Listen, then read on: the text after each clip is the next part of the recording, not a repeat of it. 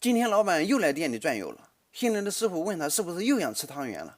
这次存货有100多包，绝对管饱，绝对不会再做失败了。老板摇了摇头对他说：“你可拉倒吧，节约点不行吗？”然后老板说：“今天在劳务市场招了个凉菜中工，小伙子看起来很不错，工资要求6500，今天带他来试试菜。正好今天我们员工餐吃冬瓜，老板说让凉菜师傅做个橙汁冬瓜试试看吧。”话音刚落，只听大河小弟咔嚓一声，一节冬瓜应声倒地，然后他就把半个冬瓜搬过来放在案板上了。只见凉菜师傅先把冬瓜改造成小圈，然后用挖球器挖出了一个个的冬瓜球。我们可以看到这个凉菜师傅切的冬瓜圈厚度刚刚好，把冬瓜翻过来正好还可以挖一圈冬瓜球。可是就挖了这几个冬瓜球，挖球器竟然就变形了。商家你能不能用点心，别骗人呢？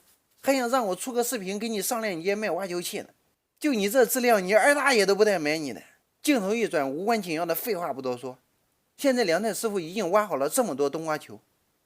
只见凉菜师傅向盆中加入了很多盐，这一步的目的不用说，你们也知道为什么，就是为了腌出冬瓜内多余的水分，杀去冬瓜内的清生味，并且给冬瓜提供一个盐味。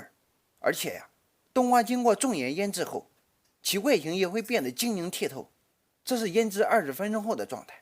然后凉菜师傅把腌好的冬瓜放在水中反复冲洗，我们可以看到冬瓜球已经变得很晶莹了。然后他把冬瓜球放在水中又煮了一下，打河的小弟说水开后煮了32秒，冬瓜球就被捞出来冲凉了。这是冲凉后的状态，可以看到此时的冬瓜球变得更加晶莹剔透，而且表面的纹理也都打开了。这种状态的冬瓜球更容易吸收料汁的味道。下面开始调料汁，只见凉菜师傅向盆中倒入了很多的浓缩橙汁，然后又加入了小半勺白糖，因为厨房里没有绵白糖了，所以这里用的是砂糖代替。稍搅拌一下后，凉菜师傅把调好的橙汁放在了篦子上。他说橙汁经过蒸制后才能唤醒其内隐藏的果香味。然后他又在盘子上盖了个盘子，防止蒸汽倒流。盖上锅盖后蒸了5分钟左右，凉菜师傅就用他那无情的铁手把盘子给拿走了。然后他让盆中加入了少量的大红色素，提供酸味和果香味。没错，红醋有一定的果香味，但是其酸味较低，醋味不浓烈。做这道菜用红醋还是比较适宜的。从这些小细节可以看出，这个凉菜师傅的水平应该还是不错的。然后凉菜师傅又向盆中加入了少许盐给底味。他又问蜂蜜在哪里，于是大河小弟就把老板家的祖传老蜂蜜拿了过来。凉菜师傅挖了一勺蜂蜜放在橙汁里，然后他费了9牛2虎之力才把蜂蜜完全搅散开。然后凉菜师傅把焯好水的冬瓜球放在调好的橙汁里摇晃了几下，他又切了几个柠檬片放进去。柠檬片不但能增加橙汁的复合口感和果香味，而且其还有防腐的作用。然后他用保鲜膜密封后放在冰箱冷藏了半个小时。他说如果能冷藏久一点，经常味道吃起来口感会更好一点，但是因为时间紧迫，半小时后他把做好的橙汁冬瓜装盘后给老板尝了一下。老板尝了一口说冬瓜的整体口感和外形都不错，但是味道太咸了，而且甜度也不够。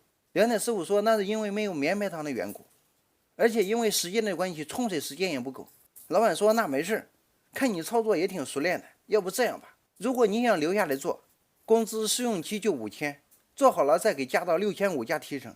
凉菜师傅没同意，然后就走了。看到这里，你感觉凉菜师傅的这道菜做的怎么样呢？老板的这种加工资方式有套路吗？